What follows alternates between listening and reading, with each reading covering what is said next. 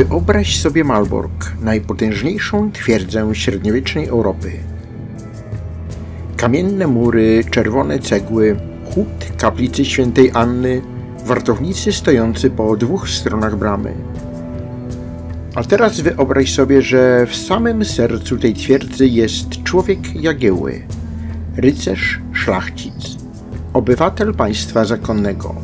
Człowiek, który zasiada do stołu z komandorami, rozmawia z komturami, przegląda listy wielkiego mistrza i w tajemnicy przekazuje te informacje królowi Polski.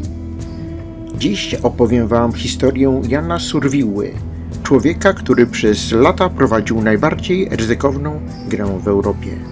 Grę, której stawką były losy wojny polsko-krzyżackiej.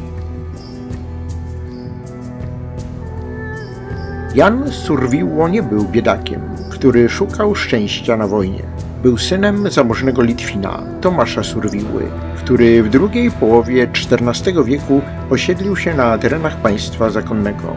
Zorganizował majątek, ziemię, kontakty. Rodzina rosła w siłę i szacunek. Jan odziedziczył fortunę. Został pasowany na rycerza, miał swoje ziemie, ludzi, obowiązki. I miał coś więcej – zaufanie zakonu. Wysyłano go w misje dyplomatyczne, powierzano mu korespondencję, dyskutowano z nim o planach politycznych. Takich ludzi w państwie zakonu policzyć można było na palcach. I tu zaczyna się pytanie, dlaczego człowiek, który mógł żyć spokojnie, wybrał ryzyko? Być może klucz tkwi w jego pochodzeniu. Był Litwinem. W czasach, gdy zakon wciąż marzył o nawracaniu pogan, czyli realnie o podbijaniu Litwy, Surwiło stawał każdego dnia w rozkroku między państwem, w którym żył i którego nagradzało, a ziemią, z której wywodziła się jego krew.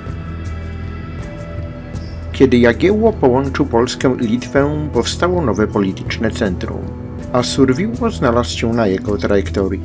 Nie mamy jego listów, nie mamy aktów przysięgi. Mamy jednak ślady, że działał w malborskim zapleczu informacyjnym, że jego decyzje i ruchy były obserwowane, że kiedy został zdemaskowany, Jagiełło i Witold nie pozwolili mu zginąć. Co mógł przekazywać? Nie plany ogólne, nie plotki, nie kto co gdzie powiedział. Mógł przekazywać to, co naprawdę decyduje o wyniku wojny. Terminy mobilizacji chorągwi zakonu, trasy marszu i budowane przeprawy, strategiczne priorytety obrony państwa zakonnego, stan zamków, magazynów i mostów, nastroje i konflikty wśród dowództwa. A teraz zatrzymajmy się przy jednym wydarzeniu.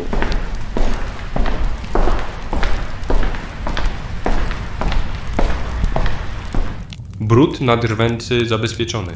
Jeśli Polacy spróbują przejść pod urzędnikami, zatrzymamy ich na brzegu. A jeśli nie? Jeśli wybiorą inne miejsce? Oni nie znają terenu tak jak my. Teren można poznać, ludzi można kupić, informacje można sprzedać. To tylko kwestia czasu. Tego samego roku Jagiełło omija urzędnik. Zakon czeka tam na Polaków i Litwinów. Czeka dniami, a król jest już gdzieś indziej. To nie jest teza pod tytułem Surwiło wygrał bitwę pod Grunwaldem. Nie. To jest teza, że jego informacje mogły skrócić drogę do zwycięstwa, zmniejszyć chaos, wprowadzić przewagę czasu, zbudować elementy zaskoczenia.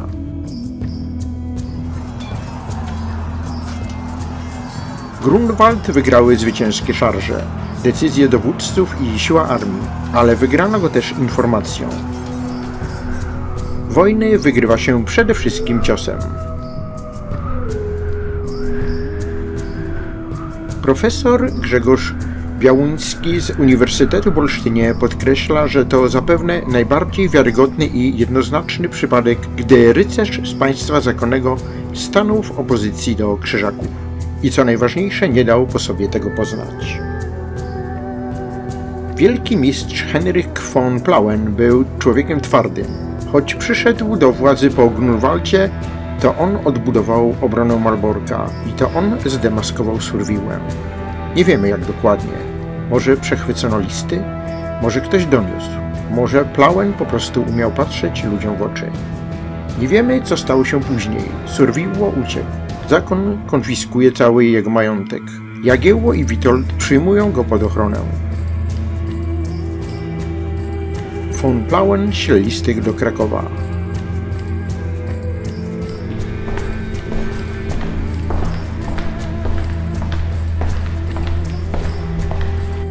Malbork roku pańskiego 1410 do Władysława Jagieły, króla polskiego. Wasza królewska mość. Dochodzi mi wieść, że pośród ludzi twoich ukrywa się Jan Surviło, niegdyś brat nasz zakonny. Ten człowiek, złożywszy śluby posłuszeństwa zakonowi, dopuścił się zdrady, wydając tajemnicę i działając przeciw swym braciom. Zakon ma prawo osądzić winę własnego brata. Proszę więc o jego wydanie, aby sprawiedliwość mogła się dopełnić. Niech sprawa ta nie stanie się powodem niezgody między naszymi królestwami. Wierzę, że nie dasz schronienia temu, który złamał przysięgę. Podpisano Henryk von Plauen, wielki mistrz zakonu krzyżackiego.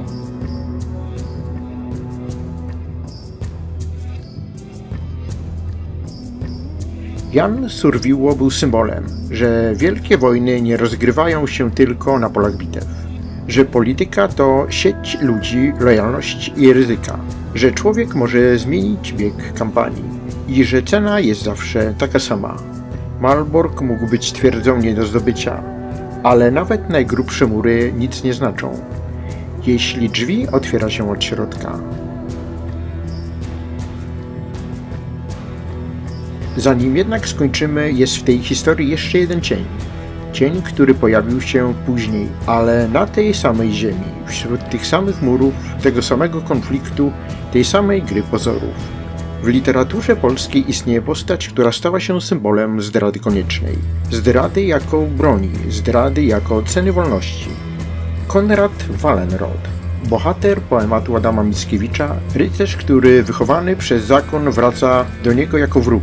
Człowiek rozdarty między sercem a obowiązkiem, między ojczyzną a rolą, którą musi odegrać, między honorem a przetrwaniem narodu. Czy Jan Surviło był pierwowzorem Wallenroda?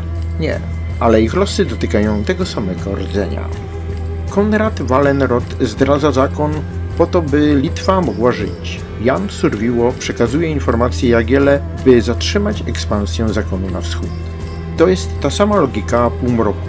Logika, w której czysty heroizm przegrywa z rzeczywistością polityki. Logika, w której prawda i lojalność są dwuznaczne. Logika, w której wolność czasem rodzi się z czynów, o których nie mówi się głośno. Historia nie zawsze stawia pomniki tym, którzy działali w cieniu, ale to właśnie w cieniu zapadają decyzje, które rozstrzygają losy królestw.